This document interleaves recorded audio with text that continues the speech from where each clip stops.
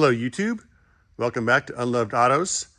Today we are going to take a look at the best vehicle that I have ever owned. It is a 2000 Ford Flex.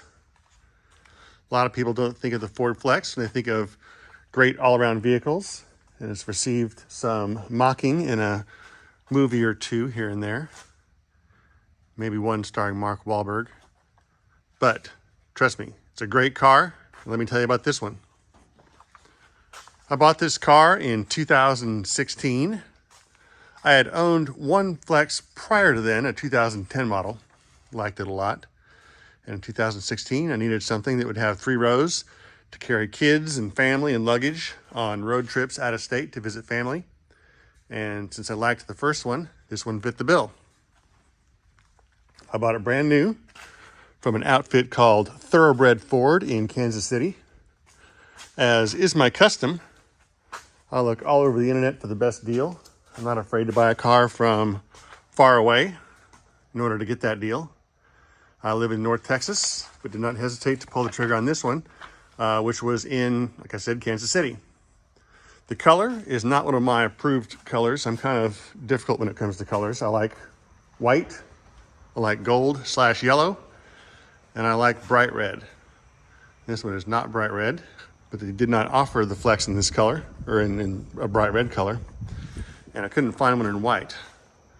So I settled for this, and it's worked out swimmingly. This is the SEL model. There was a higher trim level, the Limited, that I did not get. Let's take a quick look at my sticker here. I still have my sticker from when I bought this thing. There it is. Sticker price was $39,230. It came with quite a few options on it. The Equipment Group 202A, which had the power liftgate, adjustable pedals, blind spot monitoring, memory seats. And then it had the Sport Appearance Package, which gets you the black roof, the black wheels, and blacked out mirrors. That was one of the requirements I had for the car. It really made it look a lot snazzier. Let's see. That package also brought the towing hitch, roof side rails, floor mats, and that's about it. So there you go, $39,000 sticker. I paid the princely sum of $33,667 for it. I was pretty pleased about that.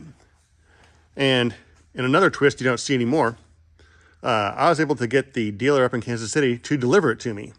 And they not only delivered it, they drove it down. They put one employee in this, another employee in some loaner car, drove it down here 8 hours and dropped it off and then left. Heck of a deal. So, bought this car new. It now has 140,000 miles on it.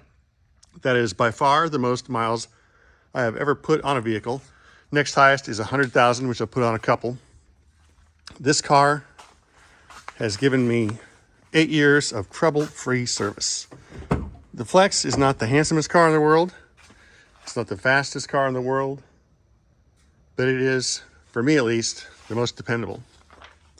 Here's the interior. It has a leather interior. 140,000 miles. It's a little bit worn. Let's jump in here and start this real quick. There's a check engine light that came on recently. It's just some silly sensor.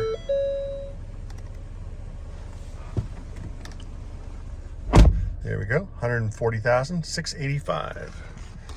Interior still looks very nice. Steering wheel's holding up nicely. So I have the seats down back there. Shows you how commodious that big back seat is. It really holds a lot of stuff. Let's pause here. Let me pop the hood for you. Okay, let's pop the hood and take a look under there. As you might expect from this car, there's no rumble. Just smooth, naturally aspirated V6 engine. There it is, looking good. A little dirty from a lot of daily use. This car is mostly retired now. I still use it for driving to work on occasion, for picking things up that I need to pick up that require the extra capacity, things that need to stay dry, not to pick up, that kind of thing. No plans to get rid of it. It's been just too dang dependable. Take a look at the back seat here. There we go. There's your back seat. There's your third row. Ta-da.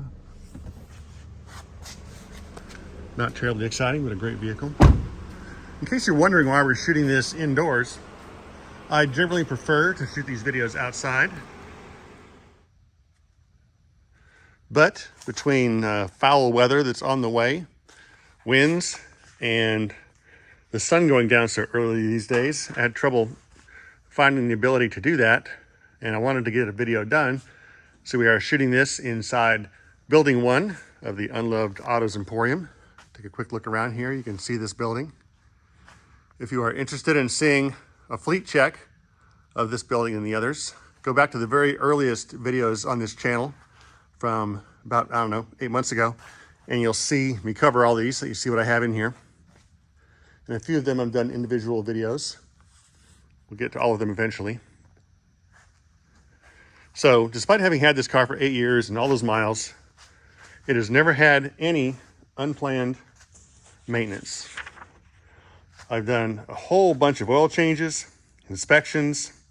I have replaced each of the front and rear bumper covers after incidents with other vehicles or objects. Each of them I found them on internet car part site and ordered them from somewhere and shipped them in and had them attached. But that was my fault, not the car's. We put on brake pads, spark plugs, that kind of thing. And that's it. That is truly it. This car is just amazing. Batteries, tires, that's it. So let's talk about the history of the Flex for a minute here. I love it so much because it is the last American wagon from Ford. They try to call it a crossover or CUV. It's not. Look at it. It's a station wagon. But station wagon is a dirty word these days in the automotive world, at least for American vehicles. So they tried to pass it off as something it's not. So the Flex started out as the Ford Freestyle, and Ford made those from 2005 to 2009. It was basically a successor to the Ford Taurus station wagon, even though they didn't call it a station wagon. And it was the crossover version of the Ford 500 and Mercury Montego, which were the big four-door sedans. And then it didn't sell very well. Sold about 8,000 the first year, but then a big jump the second year, 05, up to 76,000, which is pretty dang good. So then it dropped off a bit to 58 in 2006. At that point, Ford decided to change the names of the Ford 500 and Mercury Montego to the Ford Taurus and the Mercury Sable, bringing back those older names with which they'd had a lot of success. When they did that, they decided to rebrand the Freestyle as well, calling it the Taurus X. Weird name, don't know why they called it the X, but they did. It then sold in not so good numbers, 18,000 in 2007, 23,000 in 2008, and 6,000 in 2009. Those vehicles, the Freestyle and the Taurus X, were not very attractive. They didn't look as much like a station wagon as this does, and I didn't care for them myself. But so, starting in 2010, here came the Flex, right? 2009, I guess. It shares the same platform with the Explorer and the Lincoln MKT of that era.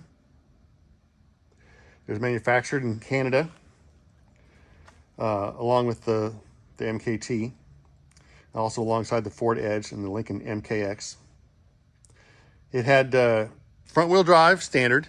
You could get it with all-wheel drive, but I don't think a whole lot of them had that on there. Neither of mine had it. Mine's just front-wheel drive. And they came with two different 3.5-liter V6 engines. Very strange. Only automatics offered. The standard engine was the Durtec V6 with 262 horsepower, and then went up to 287 for 2013. And on the all-wheel drive vehicles, you could get a twin turbocharged EcoBoost V6, which gave you 355 horsepower. I think the price went up quite a bit with that, and so not many people ordered it. One of the coolest things you could get on this car was a refrigerator. Between the two rear second row seats, if you chose not to get the bench, you could opt for a refrigerator. I don't think it really cooled really well, and so not many were sold, and they were kind of pricey anyway. So they dropped it after a few years. I always wanted to have the fridge, but when I was looking for my bargain Flex, I couldn't find one. So mine doesn't have that. So the initial cars were, as I mentioned, there's a base car, the SE, and the SEL, like this one, and the Limited. In 11 and 12, they also added the titanium trim level. We see here, as I mentioned, the Sport Appearance package. Gets to the bigger 20-inch wheels, among a few other things. There was a restyle along the way. Initially, the Flex had what was then the Ford standard grille of the 3 horizontal chrome bars. And starting, I think, maybe 14, they got rid of that, gave the more attractive grille here, got rid of the Ford logo, put the big Flex across the front of the hood, which looked pretty cool. And it maintained that look through the end of its run in 2019. So the sales numbers never came close to that initial freestyle, but it did well enough to keep making it for a decade.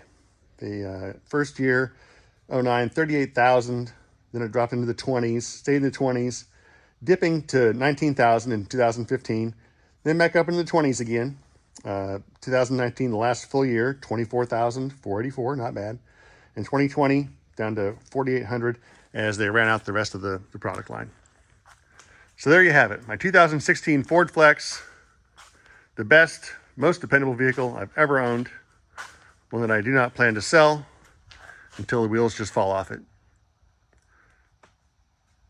Come back next week, we'll have another video, probably another video from of a car in the collection, we'll see. Maybe a guest. I need to ponder that. We'll figure it out. See you next time. Safe driving.